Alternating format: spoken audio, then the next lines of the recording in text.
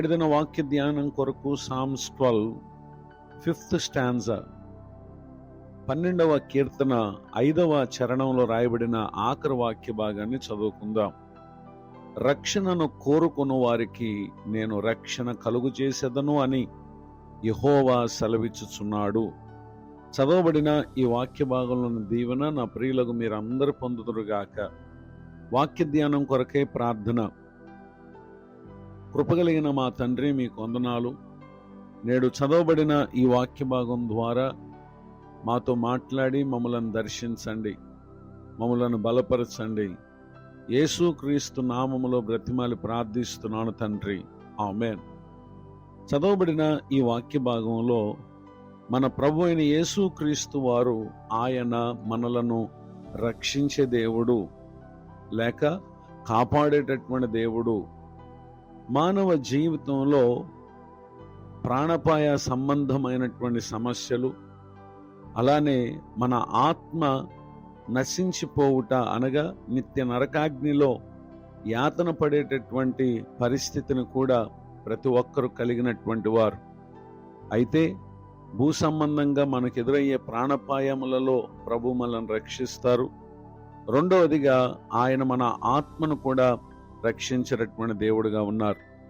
పరిశుద్ధ గ్రంథంలో రాయబడినటువంటి ఒక సంఘటనను మనం పరిశీలన చేసినట్లయితే gospel of Matthew chapter 14 words 30, మత్తయి సువార్త 14వ అధ్యాయము 30వ వచనంలో రాయబడినటువంటి వాక్యంలో గాలిని చూచి భయపడి మునిగిపోసాగి ప్రభువా నన్ను రక్షించమని కేకలు వేశాను.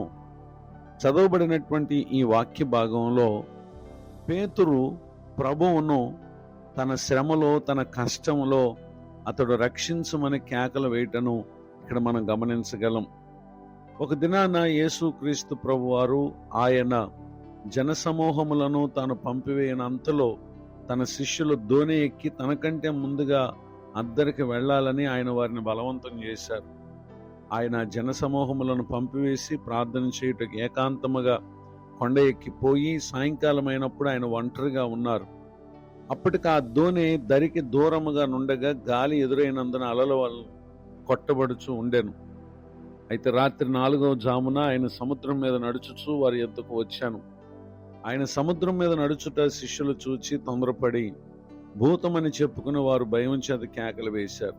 వెంటనే యేసు ప్రభువారు ధైర్యం తెచ్చుకునుడి, నేనే, భయపడకుండాని వారితో చెప్పగా వెంటనే ఆ దోణిలో ప్రయాణం చేస్తున్నటువంటి పేతురు అంటున్నాడు, ప్రభువా నీవే అయితే నేల మీద నడిచి నీ యొద్దకు వచ్చుటకు నాకు సెలవిమ్మని చెప్పి ఆయనతో అనగా ప్రభువారు ఆయనను రమ్మని చెప్పగా పేతురు దోణి దిగి యేసు నొద్దకు వెళ్ళుటకు అతడు కూడా నేల మీద నడిచాడు.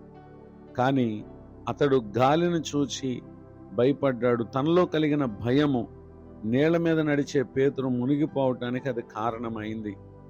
ఆ సమయంలో అతడు ప్రభువా రక్షించమని కేకలు వేయగా అతని మాటలు విన్నటువంటి ప్రభువారు చెయ్యి చాప అతను పట్టుకుని అల్ప విశ్వాసి ఎందుకు సందేహపడితేవని అతనితో చెప్పినటువంటి విషయాన్ని ఇక్కడ మనం చూస్తూ ఉన్నాం. నిజమే, జరిగినటువంటి ఈ సంఘటన ఎంతో ఆశ్చర్యం.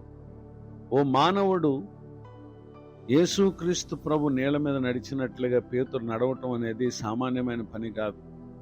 యేసు ప్రభు రమ్మన్నారు గనక ఆయన మాట చొప్పున ఏ పరిస్థితిలోనైనా ఒక వ్యక్తి తాను చేయలేని కార్యాలు చేయుట అనేది ఎంతో సాధ్యమయ్యేటటువంటి కార్యం. అయితే తనను రమ్మని పిలిచినటువంటి యేసును చూస్తే అతడు నిశ్చయముగా నడవగలడు. కానీ అతడు గాలిని చూచి అనగా అక్కడ ఉన్నటువంటి వాతావరణ పరిస్థితులను చూచి అతడు భయపడ్డాడు. నిజమే, ప్రభువారు మనల్ని రమ్మని పిలుస్తున్నారు.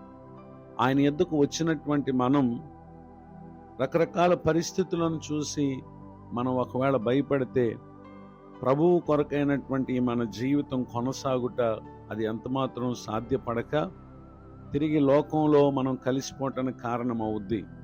గనుక ఎంతమాత్రము విశ్వాసమందు బలహీనలు కాకుండా మనల్ని పిలిచినటువంటి దేవుడు కోరిన రీతిగా మనం ఎప్పుడైతే ప్రయాణం చేస్తామో నిశ్చయంగా ఆశ్చర్యకరమైన సహాయాన్ని దేవుడు మనకు అనుగ్రహిస్తాడు. ఈ మాటలు వింటున్న నా ప్రియ సహోదరి సహోదరులు, ప్రభు రమ్మని పిలువగా ఆయన స్వరం విని, ఆయన సువార్తను విని, ఒకవేళ మీలో ఎంతమంది ఆయనను వెంబడించటం మొదలు పెట్టారో, వెంబడించుటలో కొనసాగుట యందు ఒకవేళ నేడు మీరు బలహీనపడ్డారా, అవిశ్వాసులయ్యారా, కృంగిపోయారా, భ్రష్టత్వానికి దగ్గరయ్యారా? అయితే ఈ దినం రక్షించమని నాడు పేతురు ఎలా ప్రభువుని అడిగాడో ఆ విధముగా ఈ మాటలు వింటున్న మీరు, మనం ఆయన వేడుకుంటే నిశ్చయముగా రక్షణ కోరుకున్న వారికి ఆయన రక్షణ కలుగు చేస్తాడు. నాడు పేతురు, మునిగిపోవలసిన పేతురుని ఏ విధముగా ఆయన చెయ్యి చాపి ఆయన అతన్ని పట్టుకున్నారో, ఈ దినం లోకంలో పాపంలో కలిసిపోయేటటువంటి పరిస్థితుల్లో ఉన్నటువంటి ప్రతి ఒక్కరూ విన్న ఈ మాటల ద్వారానైనా మనం ప్రభువును వేడుకుంటే నిశ్చయముగా ఆయన రక్షిస్తారు.